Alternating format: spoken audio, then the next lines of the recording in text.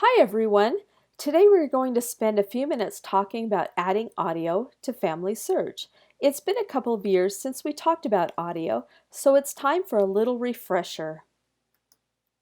Remember these? Do you have any of these? I still have a bunch sitting on a shelf. Every time I go past them, they seem to laugh at me. I know that they have precious audio on them that will someday fade away. I know that I should do something with them, but I get overwhelmed at the prospect. Does that sound like anyone you know? How about these reel-to-reel tapes? They were before my time, but I did inherit a couple of them and was just given one of the 4-inchers. I have a 5-inch one and a 7-inch one to go along with them. Do you know what to do with them? The one I was given is in a box addressed to my grandmother who passed away in 1974. The handwriting is my dad's. He passed away in 1996.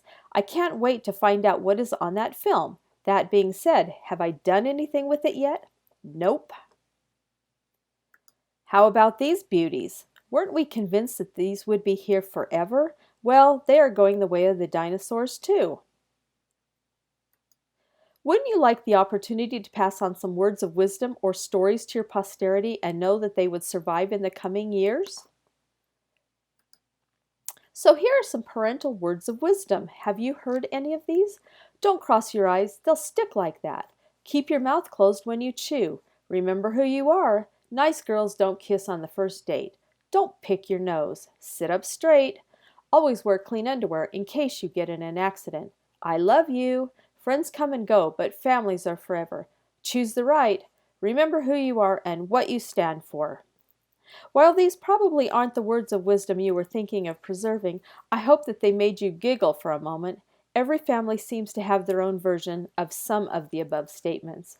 In all seriousness, audio stories, particularly in the person's own voice, add depth to our loved ones' lives. Wouldn't it be great to hear a first-hand account about the birth of a child, a first date, the price of gas, a war experience, or any number of experiences that make up a person's life? These kinds of stories can be stuck on all of that outdated media that we have hanging around our house. I think that the hardest part is getting started. So I started with Google because Google rules the universe, right? I Googled changing cassettes to MP4 and got 259,000 results. Yikes, I'm going back to bed. Well, going back to bed isn't the answer, so I have to start somewhere. Looking through the first pages of results, I see a bunch of stuff. I then go to YouTube and look around there and realize that between the two searches, results tend to fall into roughly 4 categories. Here are those 4 categories. You can do it yourself, you can ask a techie friend, you can use local resources, or you can pay for a professional to convert your audio to digital. So let's start with the do-it-yourself. When you check on a do-it-yourself method, Audacity seems to always come up. It's a free, open-source, cross-platform audio software program that is pretty easy to use. I've used it for a couple of very small projects and was pleased with the results.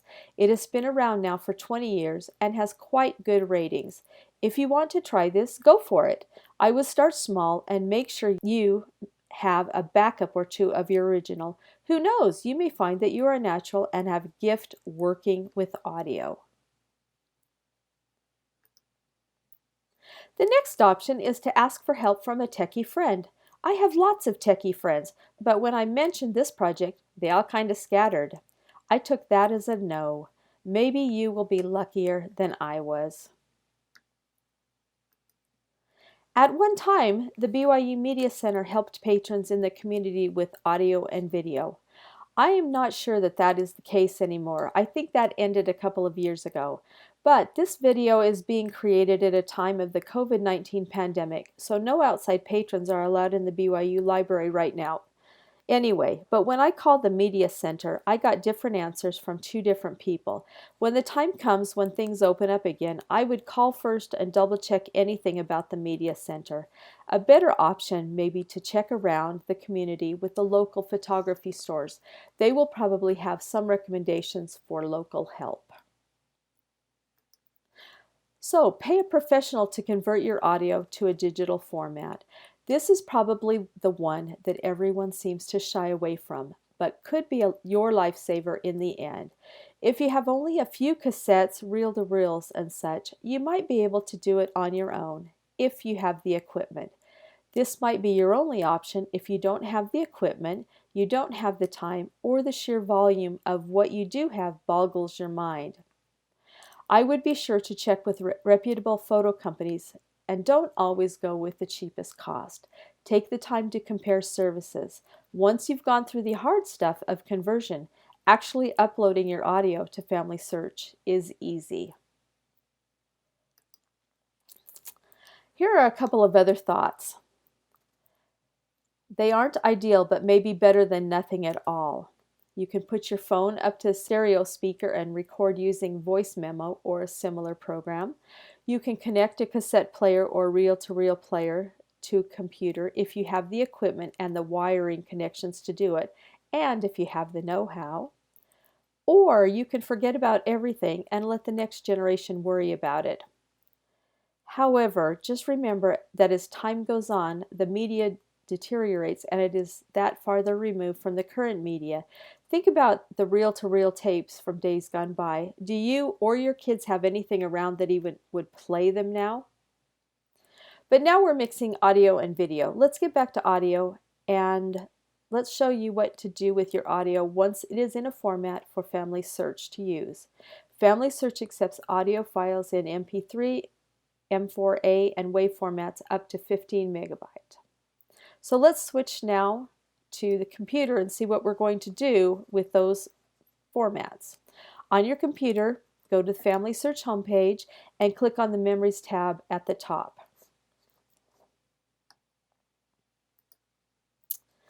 Click on Gallery and then click on the green plus sign.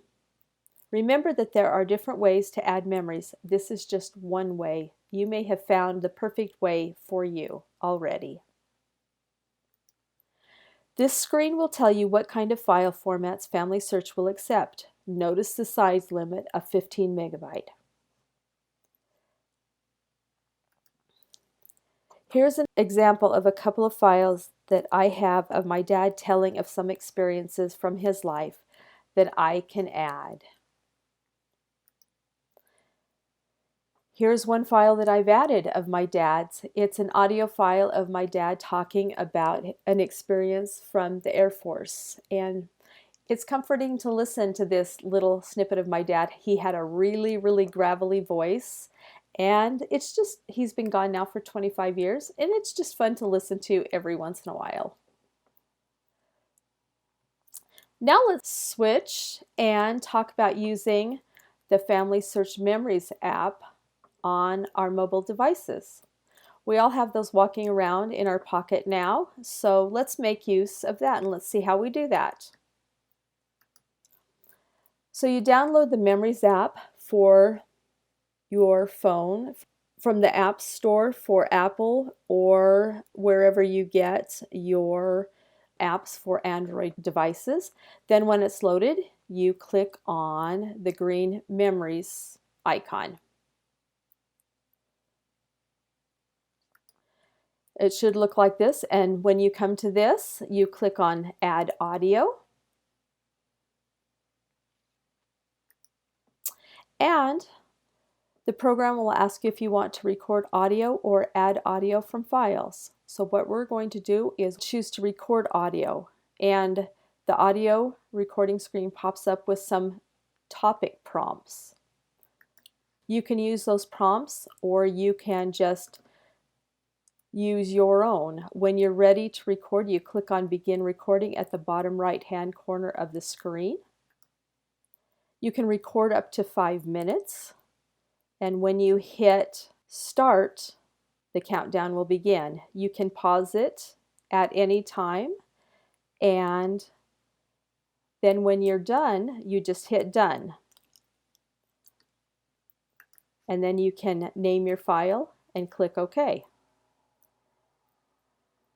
Then when you're done with that, you can click back into your memories and then you can see your newly created file. And in this case, we can see that I chose to create a file, How I Met My Husband, and we'll listen to just a few seconds of that. I met Chuck 2 weeks into freshman year in September of 1977. I was living in Deseret Towers, and we met over breaded surprise in the Moore Center. Okay, that's just a couple of seconds of how we met.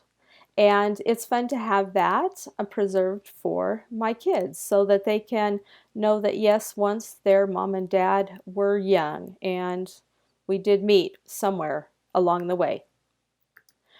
That was just a really quick version of how you can add audio to FamilySearch. Now it's your turn to tackle those audio and video projects around your house and have fun reliving past memories. As always, we invite you to visit our homepage to learn more about our virtual help, our one-on-one help, in-library classes, and library resources. And be sure to subscribe to our BYU Family History Library YouTube channel for more short family history videos and in-depth webinars. Thanks so much for watching and have a great day.